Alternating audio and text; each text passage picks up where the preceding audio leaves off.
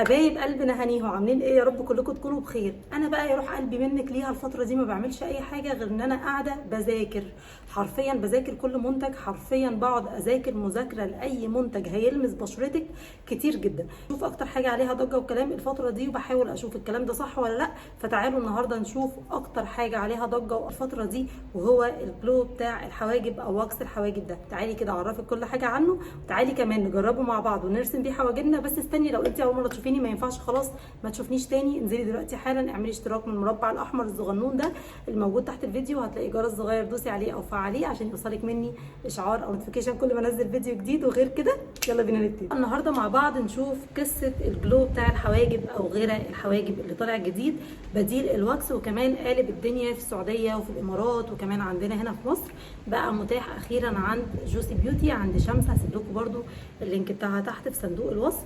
عندها الجلو الجديد او غيره الحواجب الجديد يا جماعه. المفروض ان هو بيكون ثابت لاطول فتره ممكنه، وانا جربته اكتر من مره واشتغلت بيه كمان كتير جدا، ثباته عالي جدا جدا جدا، وهو مش شبه الواكس خالص ولا شبه اي نوع واكس. هوريكي قوامه من جوه. التيوب دي حجمه 30 جرام، حجمه كبير جدا، قوامه من جوه مش جل. احنا متعودين مع بعض على واكس الحواجب اللي هو بيكون جل شويه، ده مش جل خالص. هوريكي قوامه من جوه عامل ازاي. زي ما قلت لك حجمه 30 جرام. كمان اوريكي من جوه بيكون شكله عامل ازاي، وحبيت اعمل لك ريفيو مفصل عنه. عايزه اقول لكم كمان ان هو بديل لواكس الحواجب، لان الفتره اللي فاتت كل او معظم انواع الواكس كانت بتسيح بسبب الرطوبه العاليه جدا، فلقينا الاختراع ده ما ينفعش يطلع اختراع جديد من غير ما بناتي يشوفوه. فطلعت النهارده اجرب معاكم الاختراع ده من عند ريل بيوتي. كده مع بعض نشوف الفورمولا بتاعته عامله ازاي. بيجي كده، وعلى ما اعتقد ان المنتج ده سعودي، بيجي يا بنات بالشكل ده. شايفين قوامه عامل ازاي؟ ستيكي كده، وبيجي بالشكل الشفاف خالص اللي انتوا شايفينه ده، بس قوامه مش ميه قوي، يعني قوامه ستيكي تقيل شويه. نجرب ونرسم بيه الحاجب ونشوف شكله هيكون عامل ازاي. هاخد منه شويه على فرشه الحواجب، بس عايزه اوريكي قوامه عامل ازاي. بصي قوامه ستيكي ازاي، وريتهولك قبل كده لان انا عملت بيه فيديو ونزلت بيه كمان البسين لما كنت في الساحل. عايزه اقول لك ثباته عالي جدا جدا جدا. هاخد منه شويه بالشكل ده، احطه بالفرشه. تقدري تحطيه دايركت على الحواجب او تقدري تحطيه في الفرشه زي ما انت عايزه. وهبتدي اشبع بيه شعر الحاجب بالراحه جدا. هحطه على كل الشعر بتاع الحاجب بالشكل ده، حبه كمان. ويا ريت كميتك تكون قليله جدا، لان هو النقطه منه بتغرق الدنيا زي ما انت شايفه. احط كده الفرشه معايا مليانه جدا. مكتوب عليه ان انت تقدري تسيبيه يا دوب بالظبط 10 ثواني وتبتدي تسرحي بيه شعر الحاجب خالص. بصوا يا جماعه بالشكل ده كده.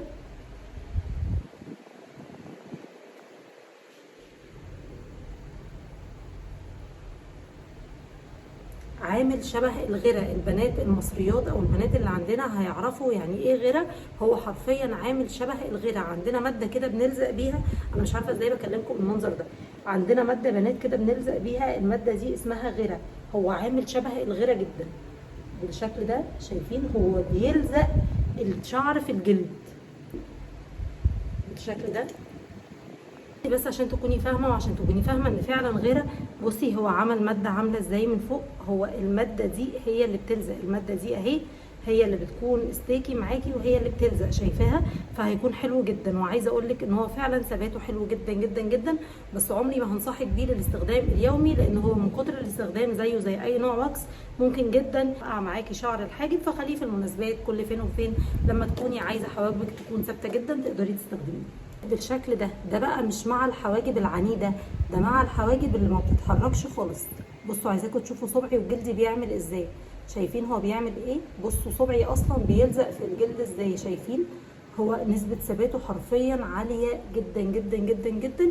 فعشان كده بقول لك بلاش ان انت تستخدميه يوميا. خلي الاستخدام بتاعك ليه في المناسبات او لما تكوني عايزة تقعدي بالواكس بتاع الحواجب وقت طويل جدا، لان هو بيثبت الحاجب بطريقة حلوة جدا. ده هاخد بس منديل وابتدي امسح اللي فوق الحاجب من هنا بالشكل ده. بعد ما ثبت الحاجب على الشيب وعلى الشكل اللي انا عايزاه، هبتدي ارسم حواجبي بالجل ده من عند جوسي بيوتي.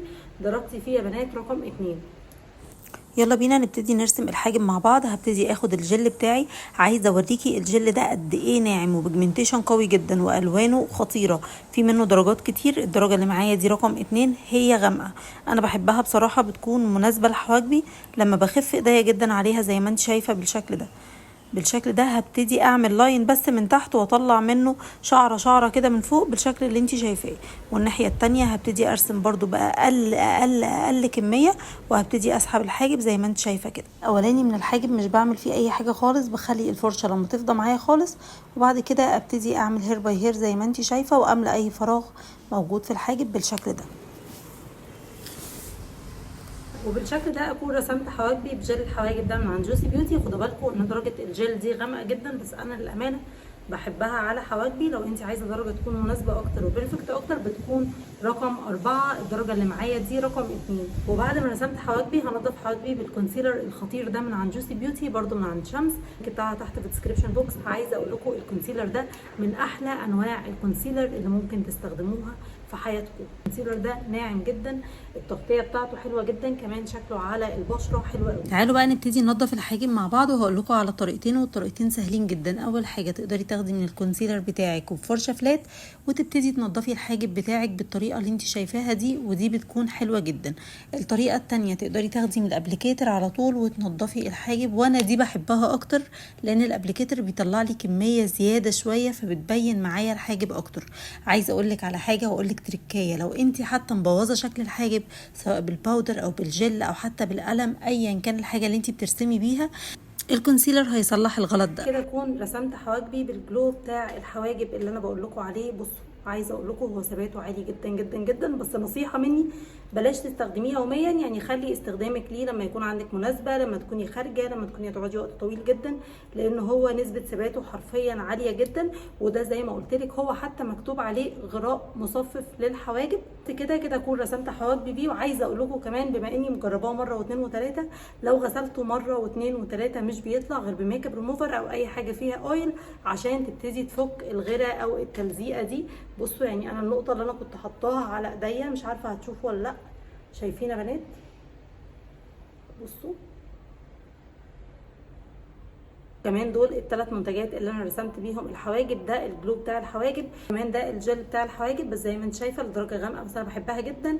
وكمان الكونسيلر الخطير ده من عند جوسي بيوتي رقم 4، هو ده اللي انا منضفه بيه الحاجب. وعايزه اقول لك هو ده كمان اللي انا حاطاه وعامله بيه ميك اب على بشرتي كلها. الكونسيلر ده تحفه تحفه تحفه، ولو عايزين عنه ريفيو مفصل اكتبوا لي تحت في الكومنتس. وبس كده، يا رب يكون الفيديو عجبك، ولو عجبك الفيديو ما تنسيش تدعميني باللايك والشير وسبسكرايب، واشوفك على خير فيديو جديد او ميك اب لوك جديد او ريفيو جديد ان شاء الله.